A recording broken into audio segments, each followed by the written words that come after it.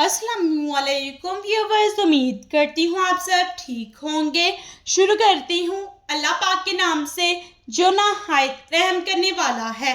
میرا آج کا ٹاپک ہے سورۃ التین کا شان نزول اور تعارف۔ یہ سورت نبی پاک صلی اللہ علیہ وسلم پر مکی زندگی کے درمیانی دور میں اس وقت نازل ہوئی جب نبی پاک صلی اللہ علیہ وسلم علانیہ تبلیغ فرما رہے تھے اور کفار آپ صلی اللہ علیہ وسلم کی دعوت کی مخالفت کر رہے تھے۔ اس سورت کی ابتدا میں اللہ پاک نے 4 چیزوں کی قسم کھائی ہے جن سے عموماً مختلف انبیاء کرام علیہ السلام کے علاقے مراد لیے جاتے ہیں، جیسے کہ طور سینا سے مراد وہ پہاڑ ہے جہاں اللہ پاک نے حضرت موسیٰ علیہ السلام سے کلام فرمایا، اور امن والے شہر سے مراد مکہ مکرمہ ہے جہاں نبی پاک صلی اللہ علیہ وسلم کی ولادت ہوئی۔ اس کے بعد انسان کی 2 مختلف کیفیات کا ذکر کیا گیا ہے۔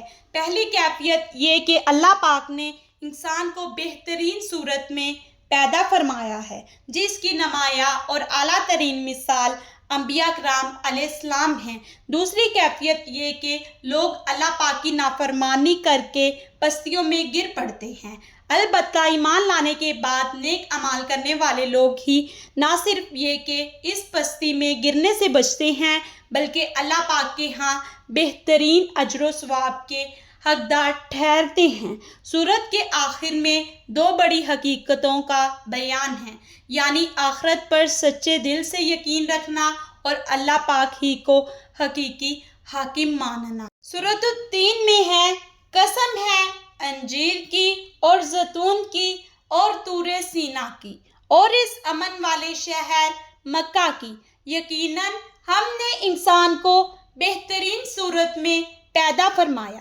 پھر ہم نے اس کو پست ترین حالت کی طرف پھیر دیا، مگر جو لوگ ایمان لائے اور انہوں نے نیک عمل کیے تو ان کے لیے نہ ختم ہونے والا اجر ہے۔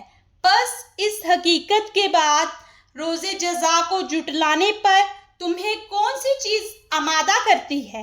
کیا اللہ سب حاکموں سے بڑا حاکم نہیں؟ یقیناً وہی ہے۔